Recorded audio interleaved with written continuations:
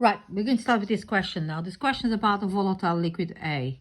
So this is a question about PV and RT question. It's a PV and RT question. So student does an experiment to determine the relative molecular mass, MR. So that's what we need to find out using liquid A, using the apparatus shown in figure 2. The student injects a sample A into a gas syringe in the oven. At temperature, the oven liquid A vaporized. So this is the picture. So the table 3 shows the results, okay? So now what we got to do is to work out the MR. Calculate the MR of A, give you answer 2, 3 sig figs, okay? And they give you the R is 8.31. So the first thing we do is we work out what's in this table. So let's work out what's in this table. So first of all, the difference in the weight, the mass of the content. So we'll start with 11.295 minus 10.835. So let's do that. 11.295 minus 10.835 equals to 0.46 grams. You work out the difference there. Now we got to work out the volume. So the volume starts at 0, finish 178 centimeters cubed. So when you do a PV and RT, I'll put here, when you do a PV equals nRT question, pressure is in PA, volume is in meter cube, this is moles, R is 8.31, and temperature is in Kelvin. Okay, so that's the first thing you do. Just put it closer like that. So then you say, right, we know the volume now. So volume equals to 178. So we have to change that to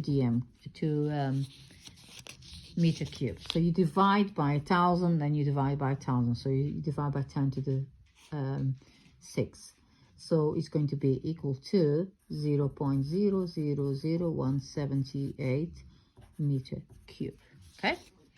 Then we're going to work out pressure. So the pressure given is, the pressure here is 100 kPa. Okay, so we're going to change that for PA. So you got 100 kPa times 1,000 gives you 100,000 kPa, 100,000 PA. Okay, so that's changed.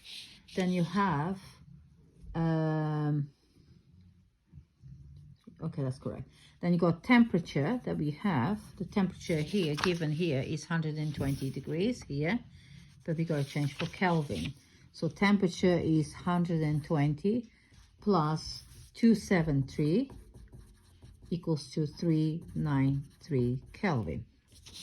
Now, to work out the MR, you need to work out moles first. So let's work out moles using PV and RT question, okay? So you rearrange your PV and RT. So you go N equals to PV divided by RT. That's the first thing you do. So then you replace all those values in there. So N equals to 100,000 times 0.000178, which is meter cube, divided by 8.31, which is your R there. And then you times by 393. 393 Kelvin. So if you work out moles, you use your calculator, work out moles, you should get 0.00545 moles. Okay. Now, once you know the moles, you can work out MR. So you got moles, so MR equals to mass over moles. Now we know the mass we just worked out is 0.46 here.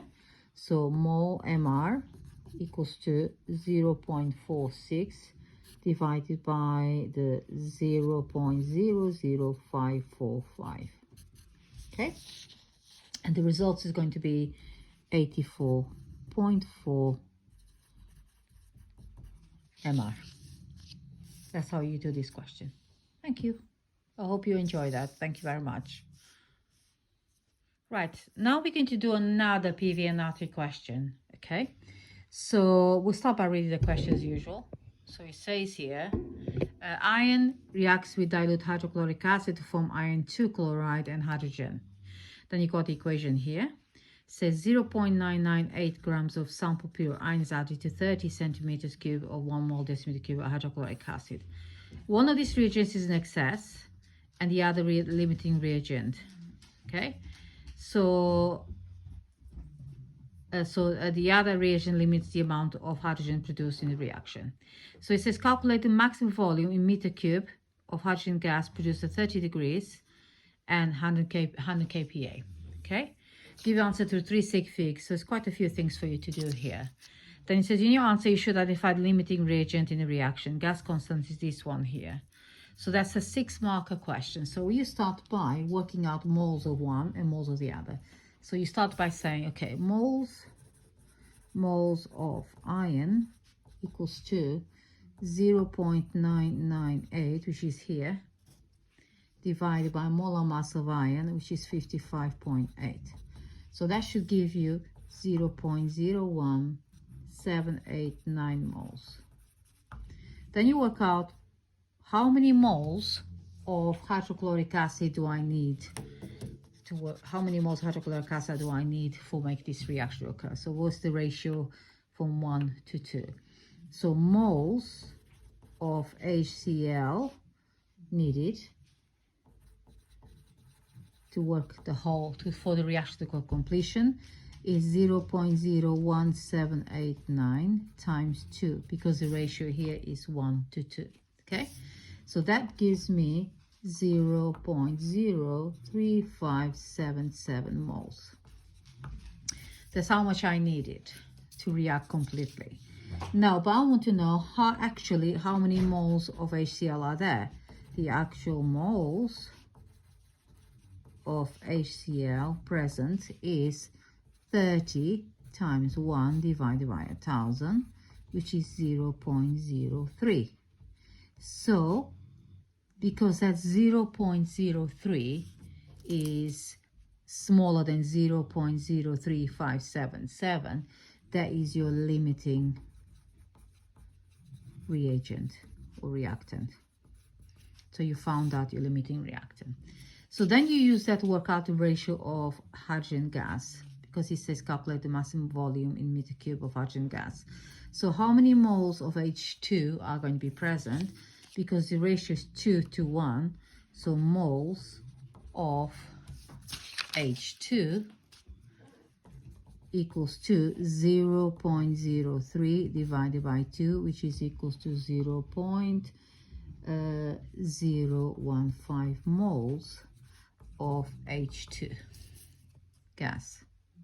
Okay, so once you know the moles, because you want to work out the volume, so you just plug in the equation. PV equals nRT.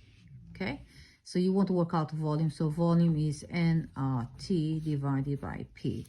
So you know that the volume we don't know, moles we know is here, R we know is 8.31, temperature that we know here is 30 degrees, so temperature is going to be 30 plus 273, which is 303 Kelvin. And then we have the pressure, which is 100 kPa, so we have to change that for PA, so multiply by 1000, so it'll be 100,000 pascals.